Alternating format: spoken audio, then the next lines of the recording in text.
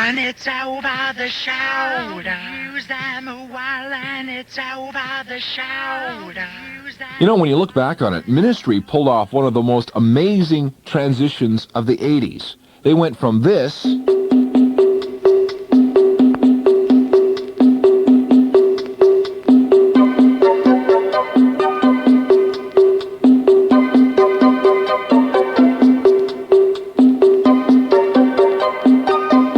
to this. In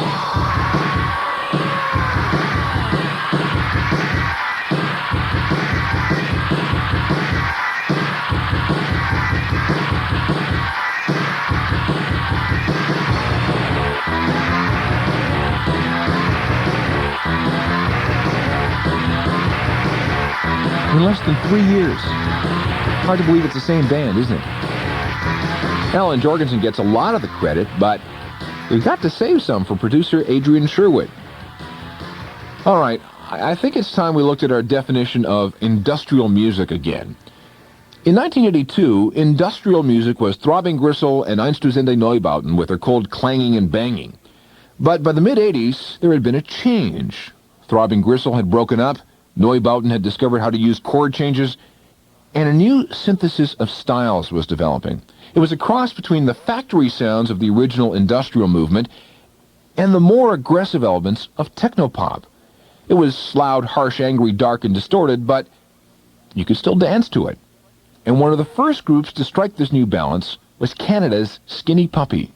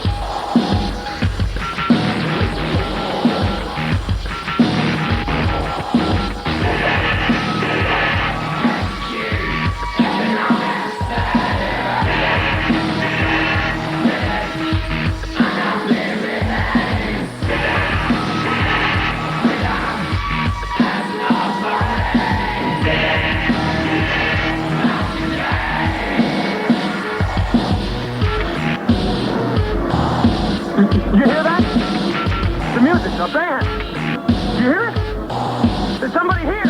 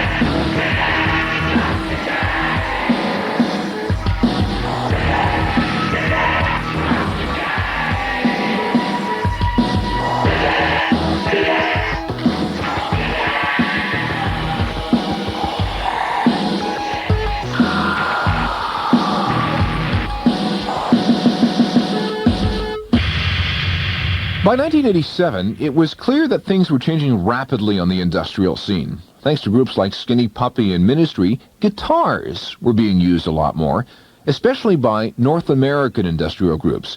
New synthesizer technology allowed for more creative use of samples, and more music fans were catching on. In a moment, industrial music in the late 80s, including the son of a Cleveland dentist who changed things forever. Now, this message from association with Fever and Resurrection Mondays. Now, more of the ongoing history of new music on CFNY 102.1. Once bands like Ministry and Skinny Puppy showed everyone how you could dance to the new industrial sounds, people started taking notice of other groups who were into the same scene. There was Nitzareb, the band from Chelmsford, England, with a German-sounding name.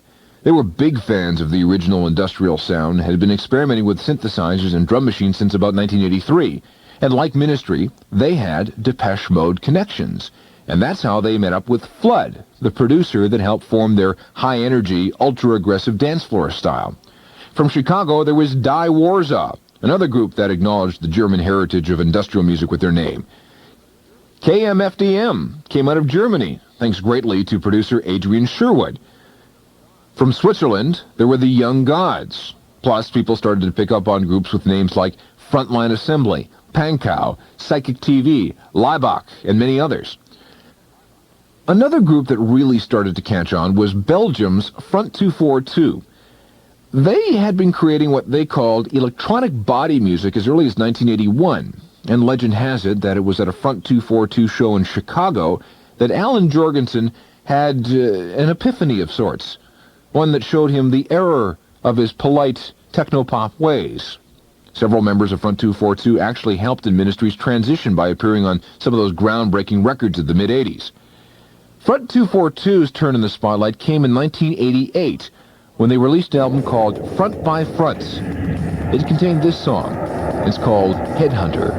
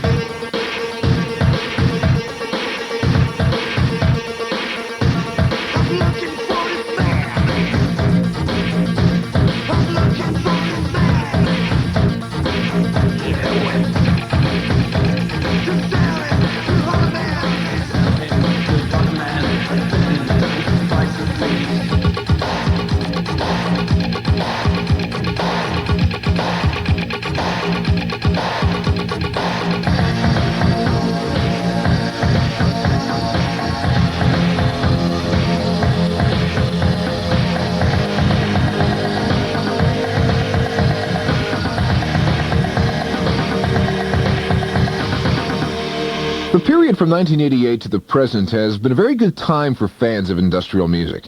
Ministry has probably been the most visible, advancing the cause with albums like The Land of Rape and Honey and A Mind is a Terrible Thing to Taste. But the most important release in the history of the entire industrial movement came in the fall of 1989. The son of a Cleveland dentist released what was essentially a solo album. It featured production and engineering by Adrian Sherwood and Flood. Musically, it was a blend of rhythm-heavy European industrial music and the metalish scream of the North American scene. Psychologically, it was the perfect mix of aggression, rage, and angst. It was a major breakthrough, and it attracted more people than ever to the industrial scene. More than 2 million copies of this record were sold, which was absolutely unheard of. I mean, this was an industrial album. It was called Pretty Hate Machine, and the name on the record was 9 Inch Nails.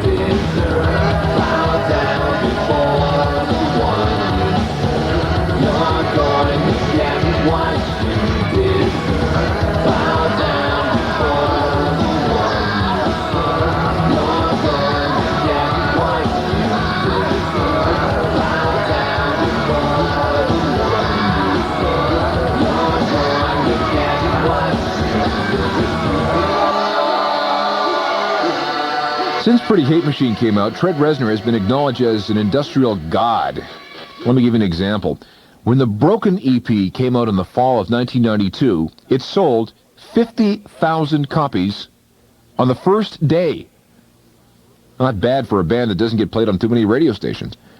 There were a couple of other important industrial events. The inclusion of Nine Inch Nails on the 1991 Lollapalooza tour, the appearance of Ministry on the 1992 tour, the popularity of all the Ministry side projects like Thousand Homo DJs, Lard, Revolting Cocks, and of course the explosion of interest in the Wax Trax record label scene. Some people will say that industrial music isn't what it used to be anymore. Well, they're right. It's evolved from the primitive clanging and banging and bashing into a very sophisticated amalgam of metal, distortion, percussion, and synthesizers. It's not for everyone, but for those who like their music hard, it's just fine.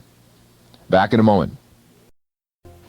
You're with the ongoing history of new music on CFNY 102.1. There's some good books on the industrial music scene, but the one that I find most helpful is called Industrial Revolution by Dave Thompson. It's published by the Cleopatra record label out of California, and is designed to go along with a 2-CD collection of the same name. Next time, we'll continue our examination of the different genres in alternative music. I think it'll be fun. All the technical stuff for the program is done by Craig Venn.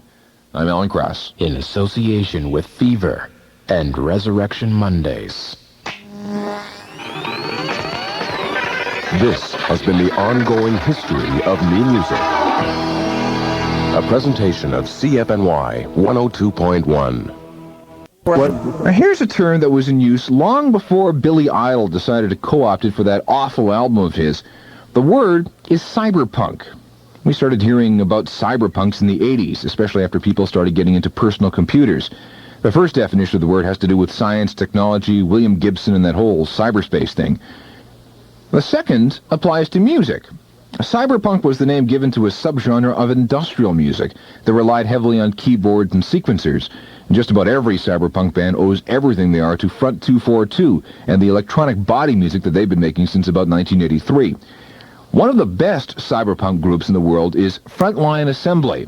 They were formed in the mid-'80s by an ex-member of Skinny Puppy and have been exploring this particular branch of dance music ever since. This is one of their best-known songs. It's called Mindphaser.